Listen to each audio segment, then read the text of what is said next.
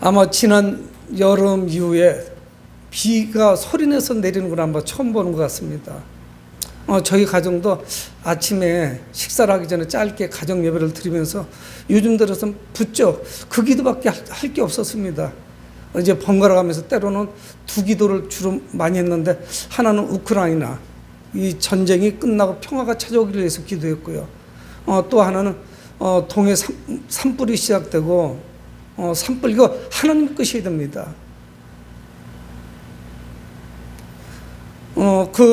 소방 헬리콥터가 아무리 많이 떠도, 수백 대가 떠도, 수천 대가 떠도 하나님께서 비 몇 방울 떨어뜨리면 그냥 간단히 끝나는데, 하나님 비를 주세요. 물론 저희가 그렇게 기도해서 하나님의 비를 주셨을 수도 있고, 하나님께서 자연적인 현상으로 비구름을 우리에게 보내주셨을 수도 있죠. 아마 우리들 마음에 다 그런 간절한 마음을 가지고 있었습니다. 그러면서 사람들의 그 노력이 얼마나 미약한 것인지, 소방차를 동원하고 사람들이 인력을 동원해서 그 잔불을 정리하고 수많은 그 불과 싸우는 모습들을 보면서 하나님 좀 비 좀 주세요. 그냥 소리가 나오는 거예요, 제 안에서. 아마 여러분들도 그런 경험들을 했을 겁니다. 저 우크라이나의 전쟁도 인간적으로 생각해도 저 전쟁은 뻔해요.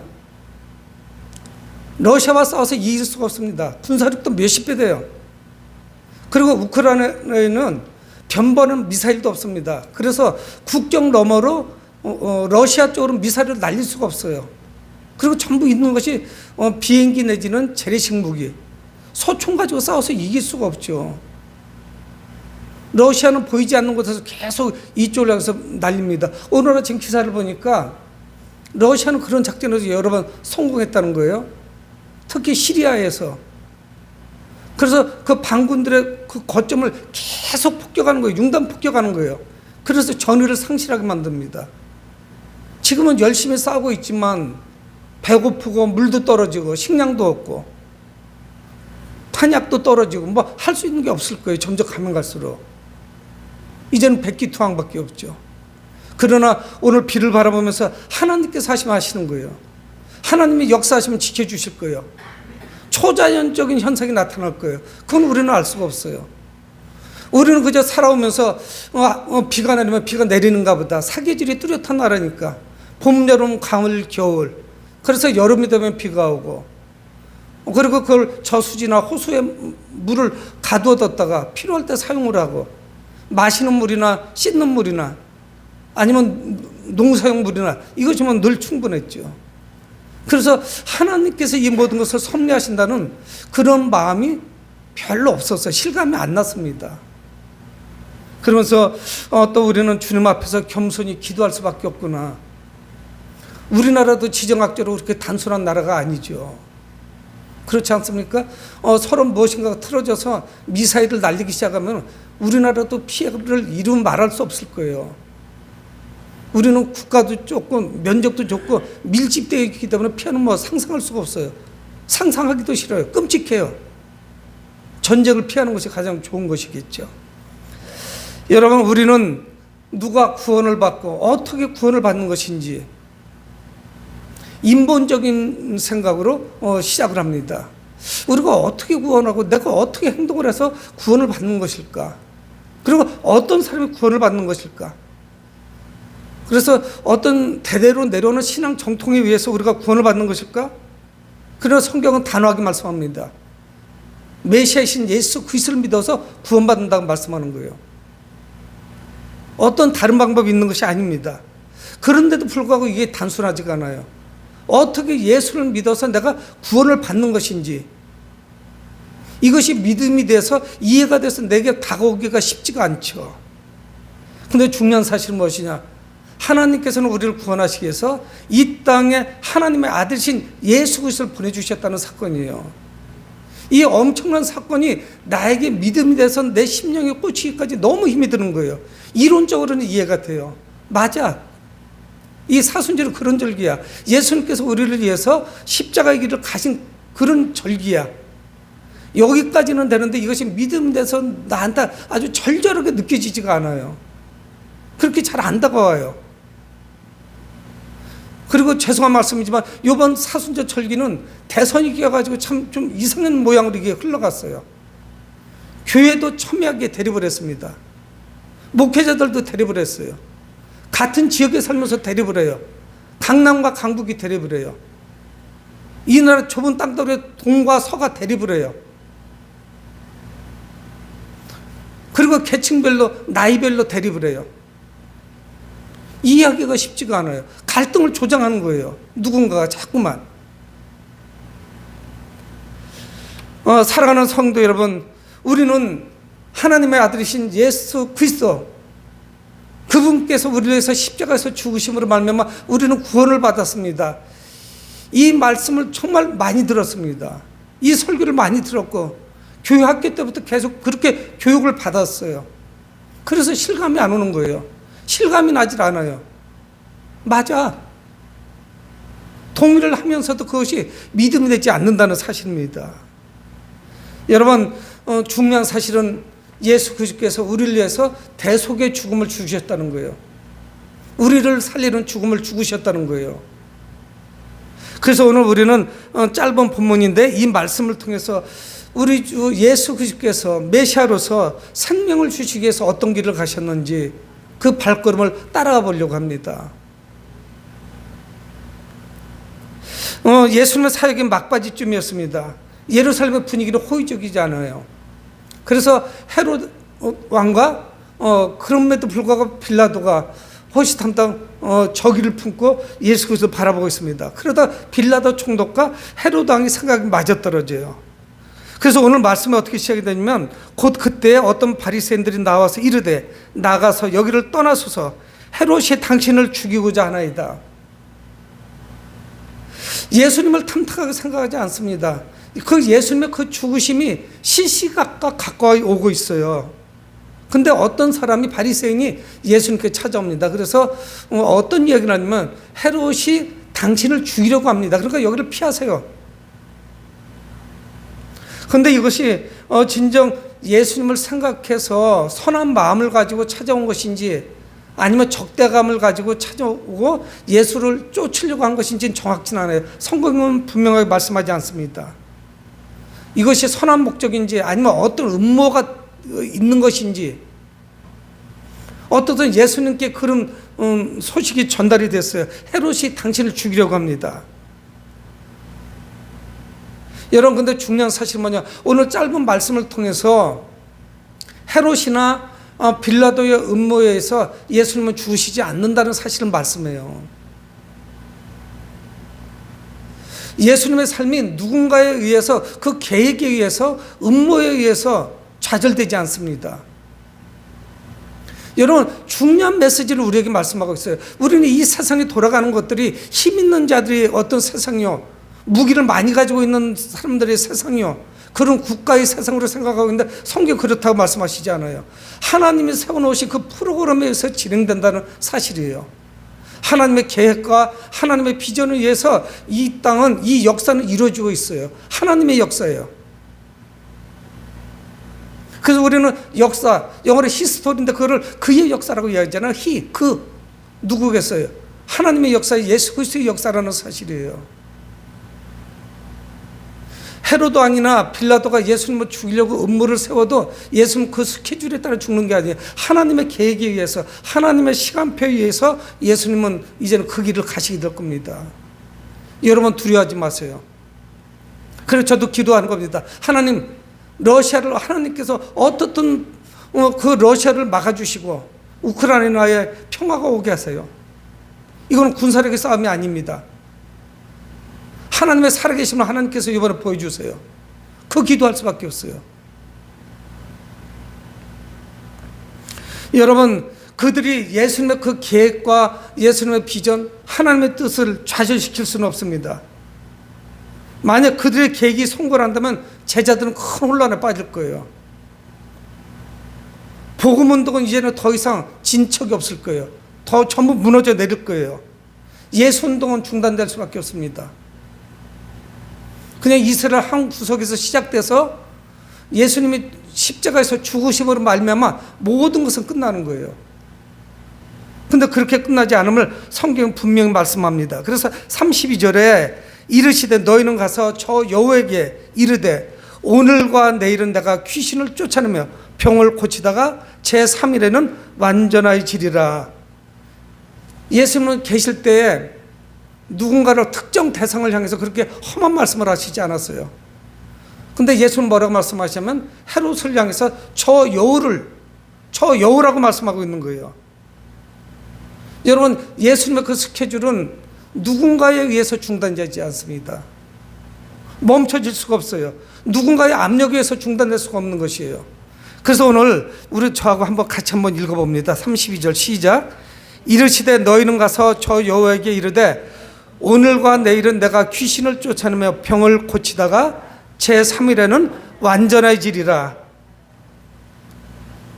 예수님의 계획, 스케줄에 의해서 예수님은 움직이는 거예요. 오늘과 내일은 귀신을 쫓아내고 병을 고치다가 예수님의 사역을 순종하시다가 그리고 마지막까지 예수님의 스케줄에 의해서 이것이 진행됩니다.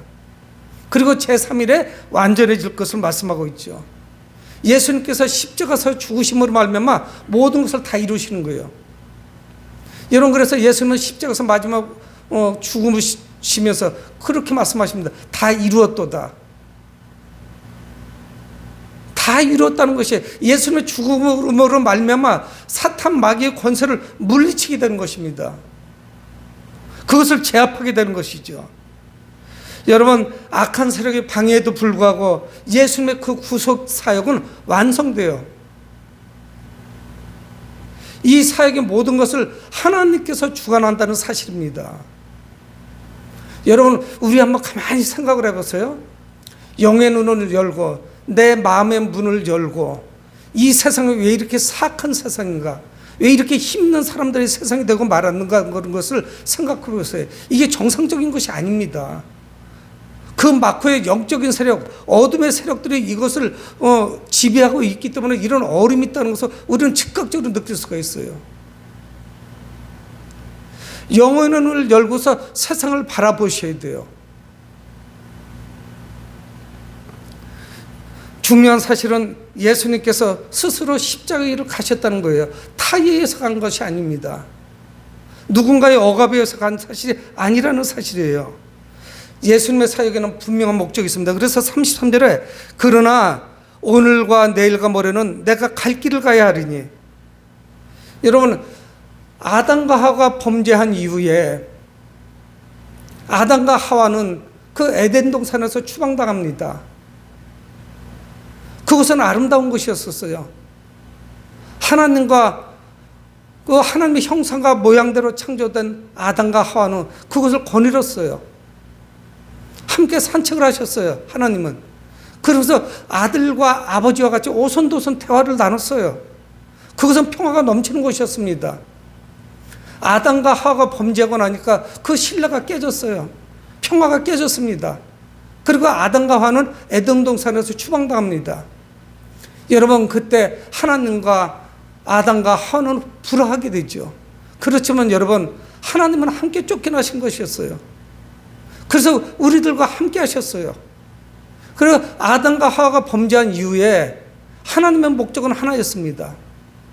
하나님이 창조하신 아담과 하와, 하나님의 형상과 모양대로 창조된 그 아담과 하와를 구원하는 그 한 가지 목적이었어요.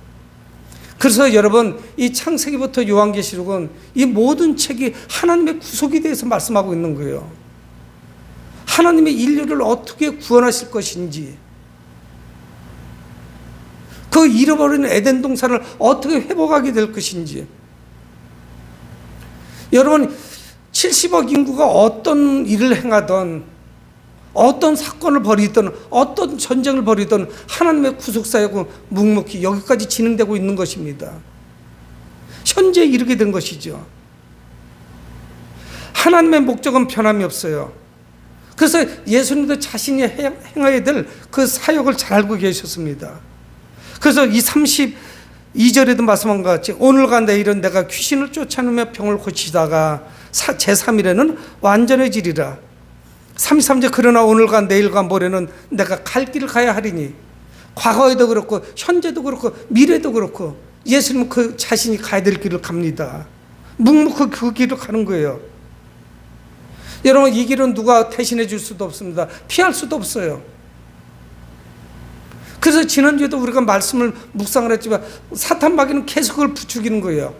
십자가가 아니고 그리고 다른 대안을 제시해 주는 거예요. 여러분, 십자가 이런 좁은 길입니다. 가시밭길이에요.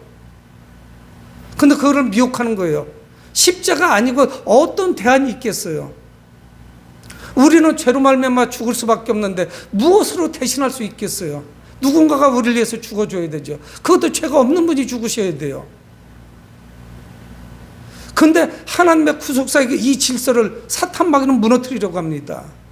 무질서하게 만드는 거예요. 그래서 다른 대안을 제시하고 거기에 길이 있다고 우리에게 가르쳐 주는 거예요. 예수님도 말씀하시지 않습니까? 내가 길이 진리가 생명이니 나로 말미암지 않고는 아버지께로 올 자가 없느니라. 다른 길은 없어요. 여러분, 이 길은 피할 수도 없습니다. 대신할 수도 없어요. 예수님은 알고 계셨어요. 그 길의 끝에는 무엇이 기다리고 있는지. 내가 가는 이 길의 끝에는 무엇이 기다리고 있는지. 그것은 바로 십자가죠. 그래서 예수님은 33절 하반절에 말씀하고 있습니다. 선지자가 예루살렘 밖에서는 죽는 법이 없느니라. 이야기는 뭐예요? 예수님 자신이 예루살렘에서 죽으실 것이라는 걸 아셨어요. 그래서 그 죽음의 길을 가고 계신 거예요. 여러분, 예수님의 죽음을 아시면서 십자가의 길을 가셨기 때문에 우리는 이것이 더 아프게 다가오는 거예요. 얼마나 많은 것들이 이 사순절의 분위기를 깨뜨렸는지 몰라요, 올해는. 그래서 어떤 때는 원망스럽더라고요. 대통령 선거를 좀 당기던가 사순절 비켜서 했으면 좋겠다는 마음도 막 드는 거예요. 가을쯤은 그게 안 되죠. 그래서 우리의 집중력을 깨뜨립니다. 십자가를 묵상하고 예수님의 그 죽으심을 묵상해야 되는데 엉뚱한 게 끼어드는 거예요. 그래서 사순절이나 십자가 사건보다 더 중요한 사건이 대통령 선거가 돼버리고 마른 거예요. 우리의 마음을 송두리째 빼앗아 가버렸어요. 여러분, 이것도 악한 영의 계책이죠. 계략이에요. 미혹이에요. 여러분, 역사적으로 예루살렘은 하나님의 선지자들을 거부했습니다. 하나님께서 계속적으로 선지자를 보내셨지만 그들은 폭력에 희생이 됐어요. 하나님께서 아들이신 예수 그리스도까지 보내주셨지만 그들까지 십자가를 못 박죠. 여러분, 이 예루살렘은 이스라엘 백성들에게 신앙의 중심입니다. 마음의 중심이에요. 정신적인 중심이에요. 그럼에도 불구하고 하나님의 음성을 듣지 않습니다. 하나님의 말씀을 거부해요. 거절해요. 마지막으로 하나님의 아들이신 예수 그리스도까지 십자가에 못 박는 것이에요. 여러분, 예수님이 가시는 길은 무슨 길입니까? 내가 죽어서 인류를 살리는 길이에요. 죽음으로 생명을 주시는 거예요. 이것이 바로 예수님이 가시는 길이죠. 여러분, 예수님 사역의 모든 초점은 십자가로 모여진다는 사실을 우리는 기억해야 됩니다. 우리의 삶의 모든 것도 십자가로 모여져요. 십자가만이 우리를 살려요. 십자가만이 우리의 심판을 면할 수 있도록 도와줍니다. 십자가만이 우리를 살려주는 거예요. 여러분, 하나님의 선한 뜻은 분명히 이루어진다는 사실이에요. 여러분, 우리는 이미와 아직 사이에 살고 있습니다. 이미 예수님께서 승리하셨지만 완성되지는 않았어요. 아직 완성되지 않았어요. 주님이 재림하시는 날 완성되겠죠. 여러분, 죽음을 두려워하지 마시고 하나님의 뜻에 모든 것을 맡기시기 바랍니다. 하나님께서 우리의 인생을 모든 것을 인도해 주실 거예요. 국가의 명운도 인도해 주실 거예요. 기도하다가 간혹 좀 적당한 단어가 생각나지 않아가지고 하나님께 죄송스러울 때가 있어요. 야, 그래서 그걸 뭐라고 해야 될까? 이 나라의 운명도. 근데 운명 말고 빼서 다른 도구로 쓸만한 단어가 없는 거예요. 운명 말고 개인의 운명도. 그러면 좀 이것이 좀 이질적인 느낌이 있단 말이에요.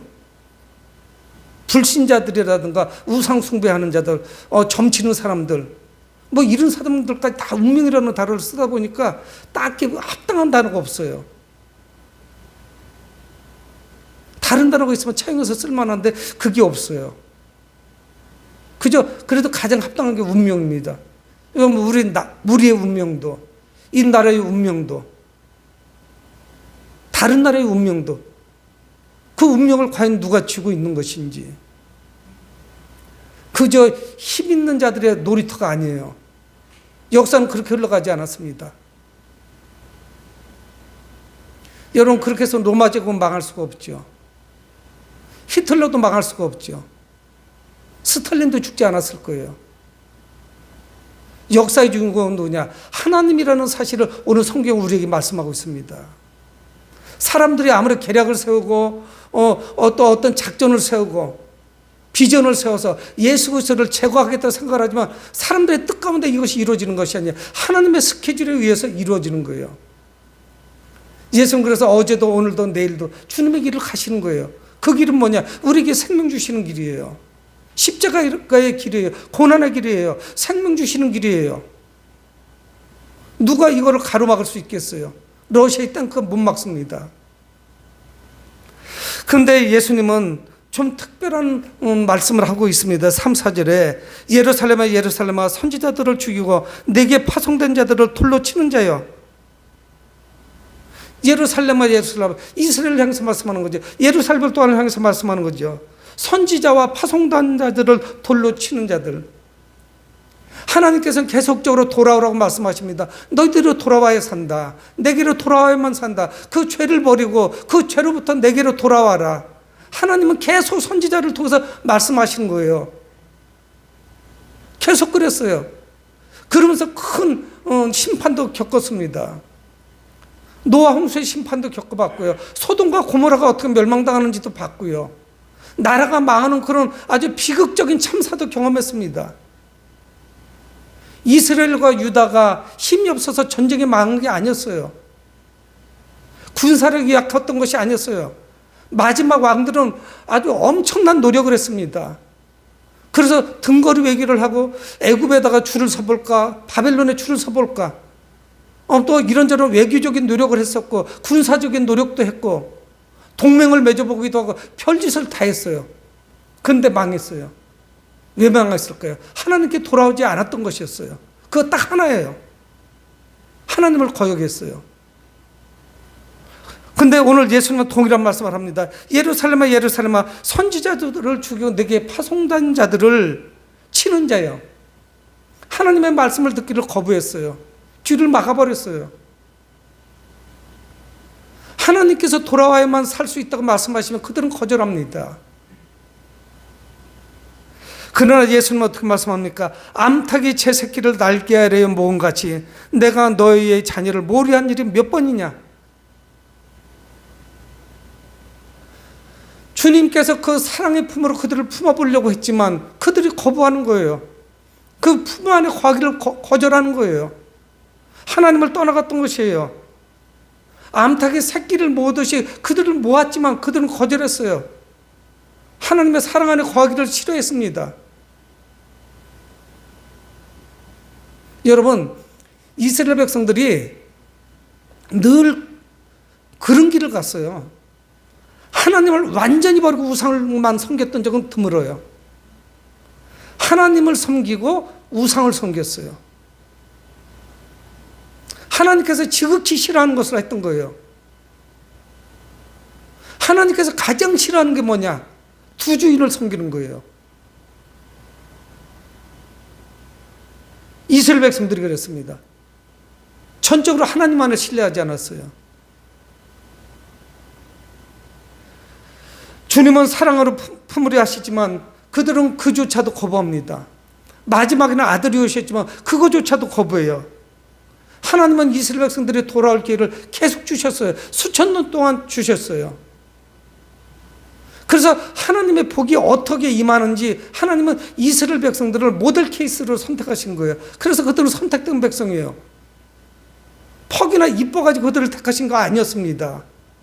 하나님이 인류를 어떻게 구원하시고 하나님의 사랑이 어떻게 임하는지, 하나님의 축복이 민족에게 어떻게 임하는지를 보여주시고 싶었어요. 근데 하나님은 보기 좋게 배신당합니다. 적과 꿀이 흐르는 가나안 땅에 들어가자마자 그때부터 우상 숭배하는 거예요. 하나님은 뒷전이었어요. 그런 역사가 1000년 이상 지속이 됩니다. 이스라엘 백성들은 자신들이 살 길을 외면했어요. 하나님은 부르시지만 귀를 막아버렸습니다. 예루살렘은 배신하는데 그런데도 불구하고 하나님의 사랑은 변함이 없어요. 우리 인류를 사랑하셨기 때문에 아들을 보내주신 거예요. 여러분, 자녀를 낳은 부모님들은 아시잖아요.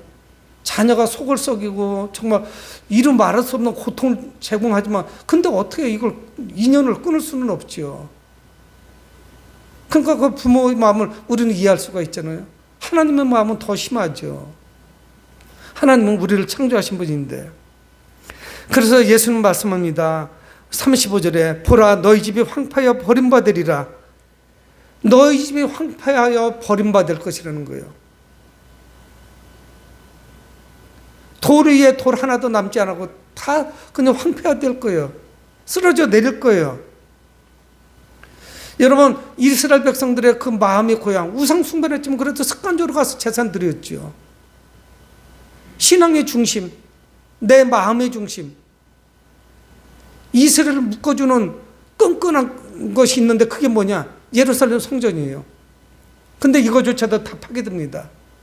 예수님께서 십자가에서 죽으시고 그게 아마 주 30년쯤 되는데 서기 30년, 주 70년, 예수님께서 십자가에서 죽으시고 딱 40년이 흘렀을 때 로마의 티투스에 의해서 예루살렘은 완전히 초토화가 됩니다.